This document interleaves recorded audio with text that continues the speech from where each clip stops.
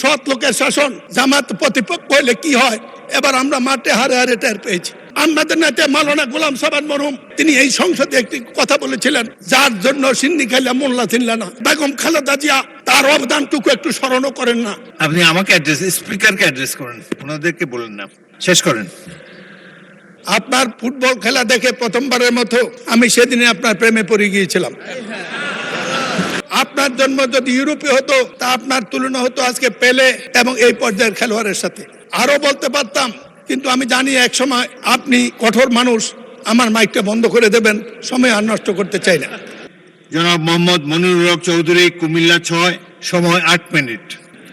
আউযুবিল্লাহি মিনাশ শাইতানির রাজিম, বিসমিল্লাহির রহমানির রহিম। মাননীয় স্পিকার, আজ আমি খুব প্রীত এবং আনন্দিত। স্মৃতিচারণের সময় নেই, কিন্তু আজ মনে পড়ে 1965 সনে ঢাকা বিশ্ববিদ্যালয়ের ছাত্র হিসাবে প্রথম যখন ক্লাস করতে গিয়েছি, সেদিনে ঘোষিত হয়েছিল পাক ভারত যুদ্ধ। তার আগে তৎকালীন স্বৈরশাসক আইয়ুব খান একটি নির্বাচন করেছিল, সেটা ছিল জালিয়াতি নির্বাচন। মাননীয় স্পিকার, সেই যুদ্ধ ঘোষিত হওয়ার পরে বিশ্ববিদ্যালয় বন্ধ হওয়ার আগে ঢাকা মাঠে খেলা দেখতে গিয়েছিলাম। আপনি তখন ওয়ান্ডার্স ক্লাবের খেলোয়াড়। আপনার ফুটবল খেলা দেখে প্রথমবারের মতো আমি সেদিনে আপনার প্রেমে পড়ে গিয়েছিলাম।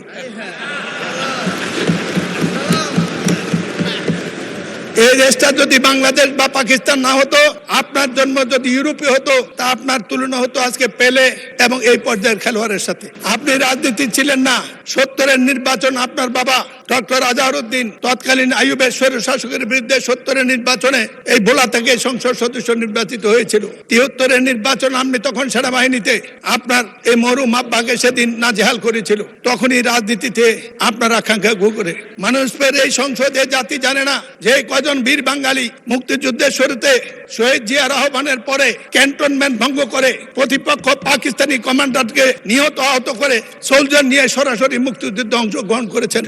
এর পরবর্তী পর্যায়ে পূর্ণ স্মৃতির কারণে ও মোহামেডান ক্লাবের কর্মকর্তা হিসাবে আপনাকে নিয়ে প্রথম রাজনৈতিক নেতাদের কাছে যাওয়ার পরে আমাকে সেদিন অভিনন্দন জানিয়েছিল, এই রত্ন তুমি কোথায় পেলে?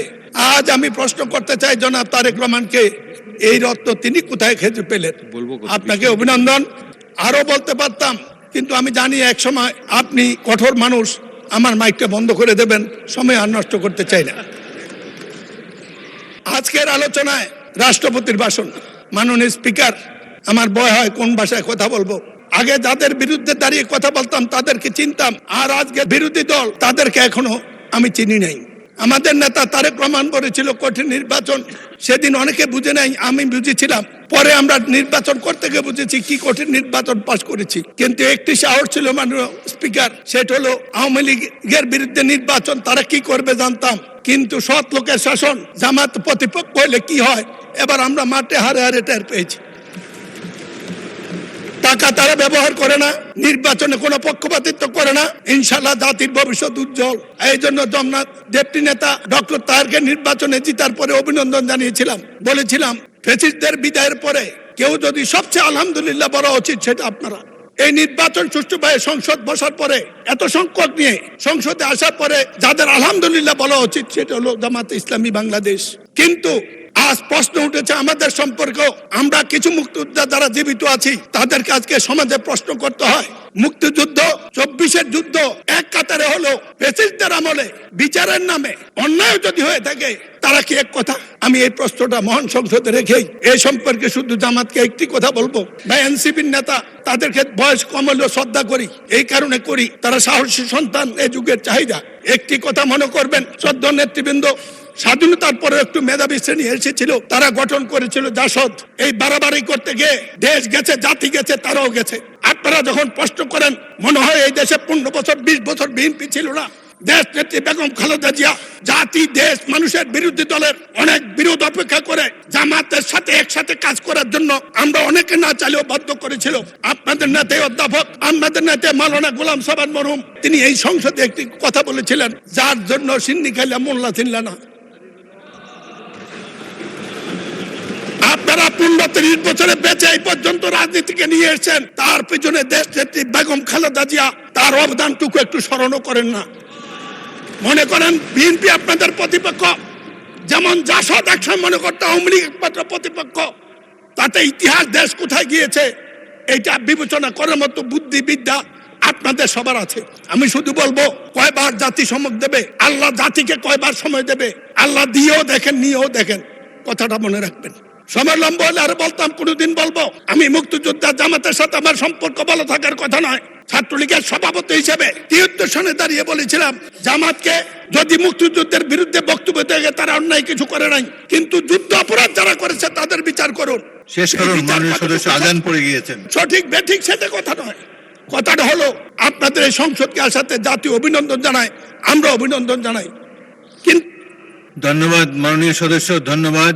আজান পড়ে গিয়েছে। আচ্ছা, আর 1 মিনিট বলেন, 1 মিনিট বলেন। তো বলেন না কত, আপনি বললে আমি বসে যাবো। 1 মিনিট কনক্লুড করে দেন। আমার বক্তৃতা এখনো শুরু করিনি, আমার বক্তৃতা এতক্ষণ শুরু করিনি। আমি আর কোনোদিন বলবো না, আমার সবটা সময় আজকে দেন। এখন নামাজের সময় হয়ে গেছে, আজান পড়েছে। আমি আমার সংসদ নেতার দৃষ্টি চাচ্ছি, আমি জানতাম না। না, আজান পড়ে আজকে গেছে। বক্তৃতা দেওয়ার জন্য আমি প্রস্তুত ছিলাম না, আমাকে বলেছে আজকে দিতে হবে, আমি না পরেই দাঁড়িয়েছি কয়টা কথা বিবেকের তাগুদে বলার জন্য। না, ভালো বলেছেন, বাট আর 30 সেকেন্ডে শেষ করেন, নামাজের টাইম চলে যাচ্ছে, আজান পড়েছেন। এই Please. কঠিন সময় আমাকে দিলেন মাননীয় স্পিকার।